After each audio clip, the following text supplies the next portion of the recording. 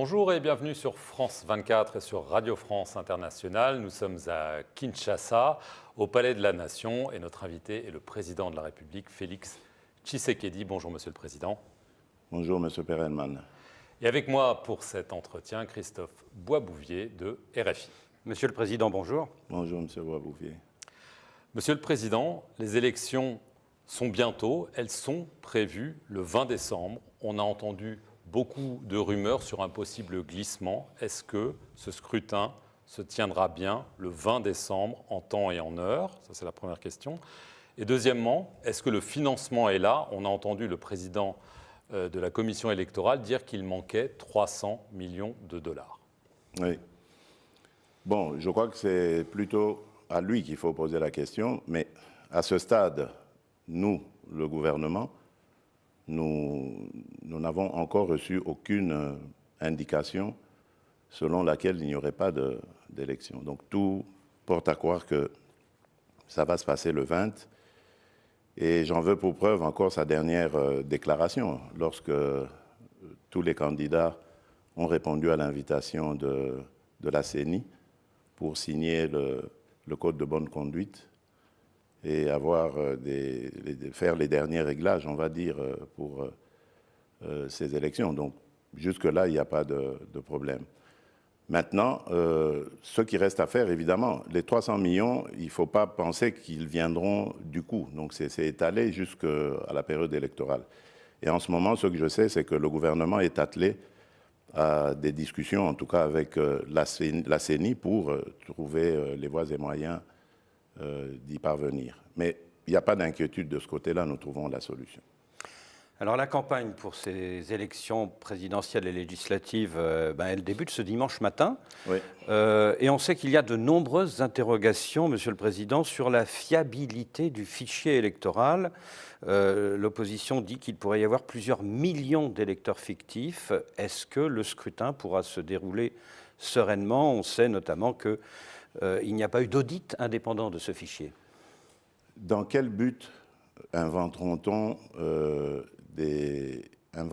des électeurs fictifs? Dans quel but? Je ne comprends pas très bien quelle est la revendication de l'opposition. Pour moi, c'est un débat d'opposants, de gens qui ne sont sûrement pas prêts à aller aux élections, parce qu'à plusieurs reprises, ils ont demandé le report de ces élections.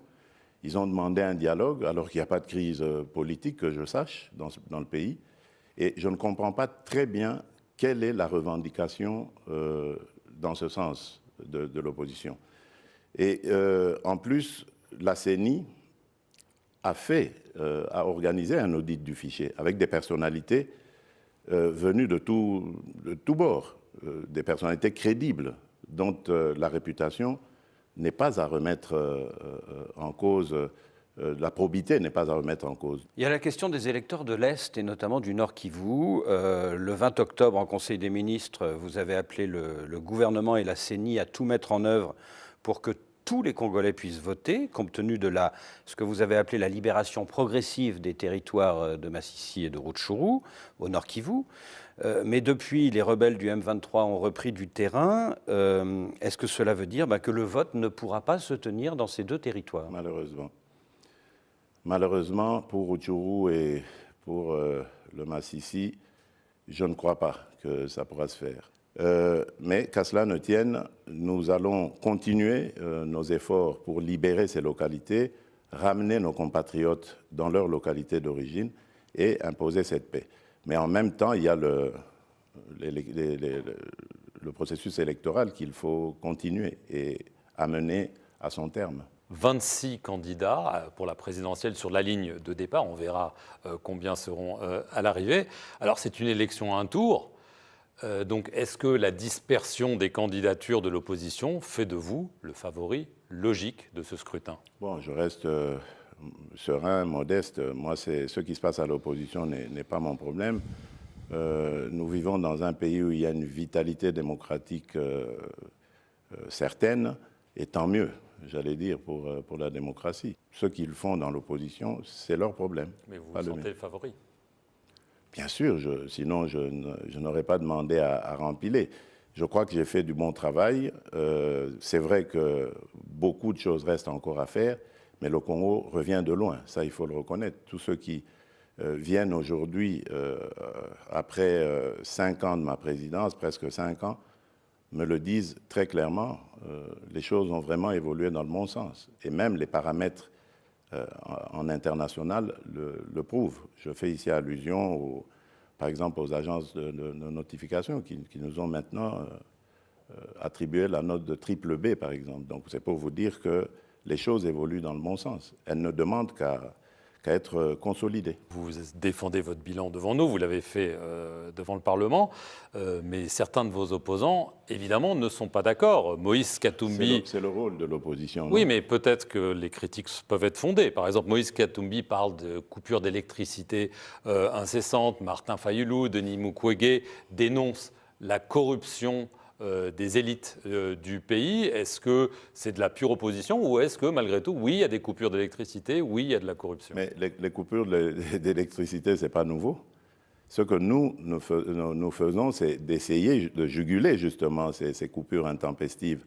Et nous le faisons en renforçant les capacités du barrage d'Inga, de Zongo 2. Je viens d'ailleurs d'inaugurer une centrale électrique là maintenant qui va desservir une dizaine de communes dans Kinshasa, et ça fait des millions de consommateurs qui vont pouvoir être, de clients qui vont pouvoir être accordés maintenant au réseau électrique.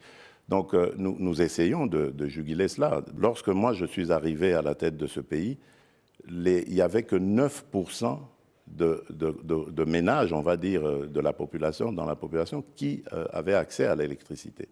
Aujourd'hui, nous tournons autour de 20%, et l'objectif, c'est d'aller encore beaucoup plus loin. Donc, eux, ils peuvent parler.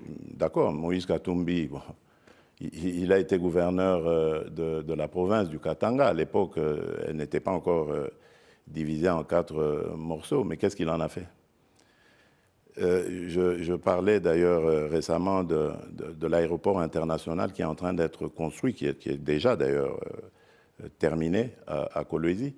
Il a été gouverneur pendant 9 ans. Il n'a même pas pensé à construire un aéroport international dans la capitale mondiale du cobalt. Aujourd'hui, des investisseurs pourront venir de partout sans devoir passer par Lubumbashi et chercher des petits cercueils volants pour arriver à Kolwezi. Ils vont venir directement avec leur jet privé ou leur avion régulier directement sur Kolwezi. J'ai des tas d'exemples comme ça qui peuvent démontrer que je n'ai aucune leçon à recevoir de Moïse Katumbi. Alors, il y a une affaire qui défraye la chronique, c'est celle du correspondant de Jeune Afrique, Stanis Boujakera. Il est détenu depuis 2 mois en prison. Il est accusé de diffusion de fausses informations. Il risque 10 ans de prison. Alors, il est accusé d'être à l'origine d'un rapport interne de l'ANR, donc les services secrets, mettant en cause les renseignements militaires dans le meurtre au mois de juillet de Chérubin Okende, qui est un proche de Moïse Katumbi. Le journaliste, l'association Reporters sans frontières, nie toute manipulation. Monsieur le Président, pourquoi tant d'acharnement contre un simple journaliste? Je ne suis ni à l'origine, ni en train de faire que... ni à l'origine de son arrestation, j'allais dire, ni en train de tirer les ficelles pour qu'on enfonce Stanis Boujakera. Je ne peux pas intervenir. Je n'interviendrai que peut-être plus tard, s'il est condamné ou quoi, pour une amnistie, grâce ou que sais-je. Si. Mais à ce stade, je n'ai rien à dire. Je suis le premier à être peiné par ce qui lui arrive, mais j'ai en même temps aussi besoin de savoir qu'est-ce qui s'est passé. Parce que je sais qu'en ce qui concerne Chérubin, le malheureux Chérubin Okende, ni mon régime, ni un de mes proches, qui qu'il soit, n'y est de près ni de loin lié. Je n'avais aucun intérêt à donner la mort à ce compatriote. Parce que d'abord, remarquez, il était le porte-parole d'Ensemble, mais il n'a jamais pris la parole. Il ne gênait en rien le régime. Et quand bien même il y en a qui gênent, plus que ça, qui profèrent des injures, des menaces, qu'est-ce qui leur arrive? Et pourquoi on s'en prendrait à Chérubin, le pauvre? Pourquoi chercherais-je à lui ôter la vie? Ça n'a pas de sens.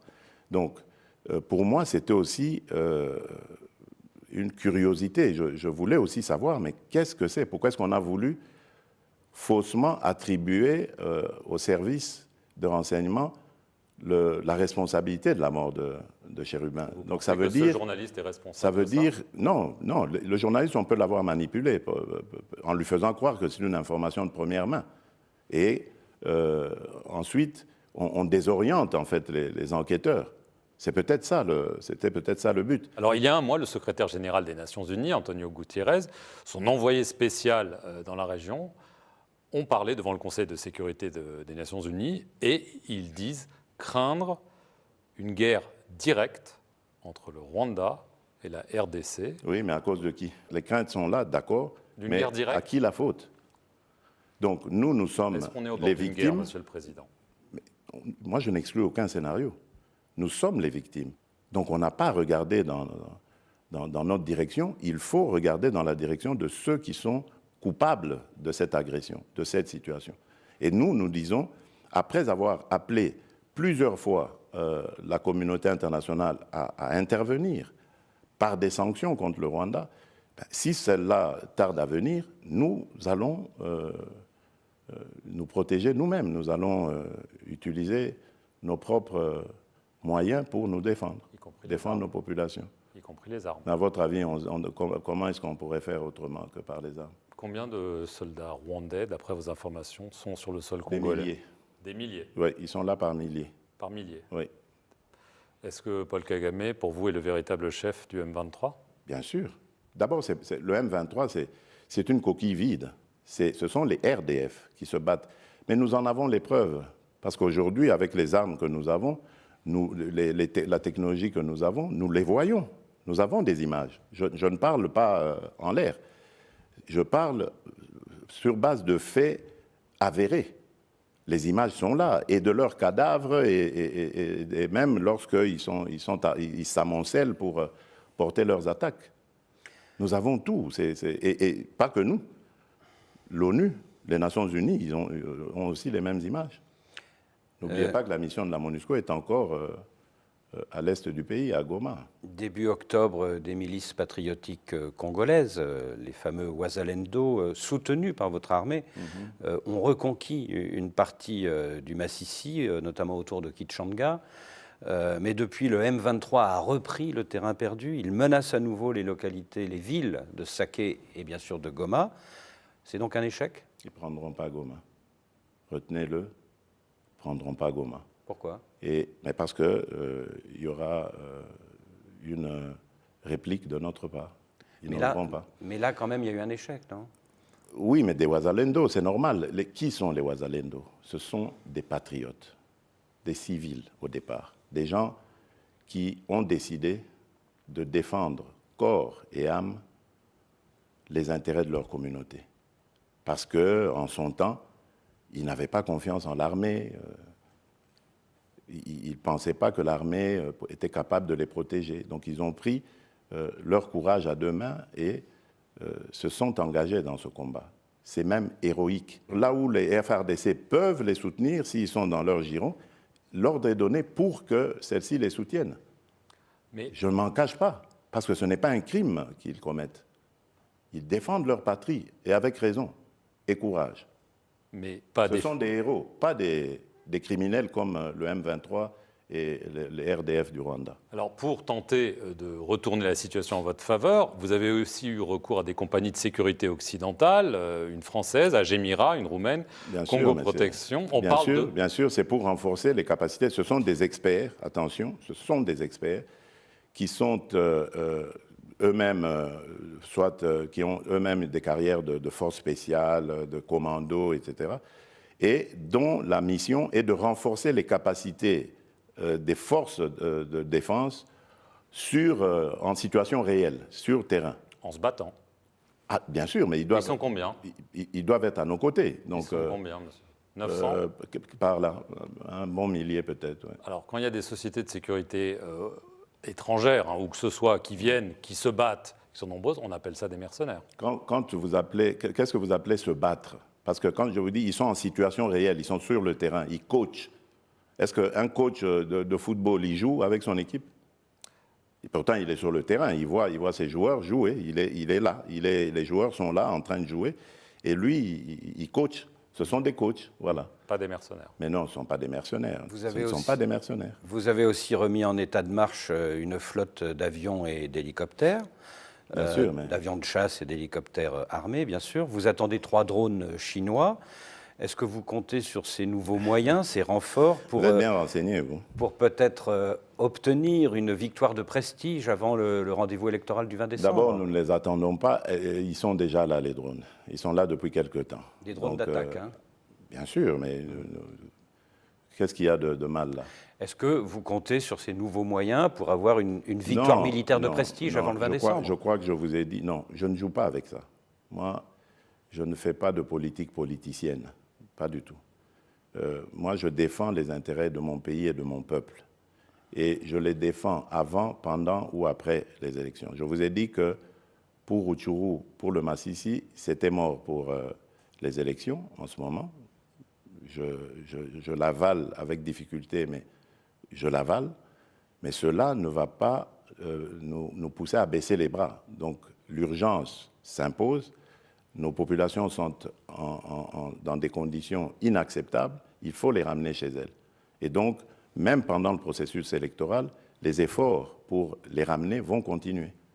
Donc vous voyez que ce n'est pas lié du tout à un résultat quelconque qu'il faudrait avoir avant le 20 décembre. Monsieur le Président, merci de nous avoir reçus C'est moi. à Kinshasa. Et merci à vous de nous suivre sur nos 2 chaînes, France 24 et Radio France Internationale.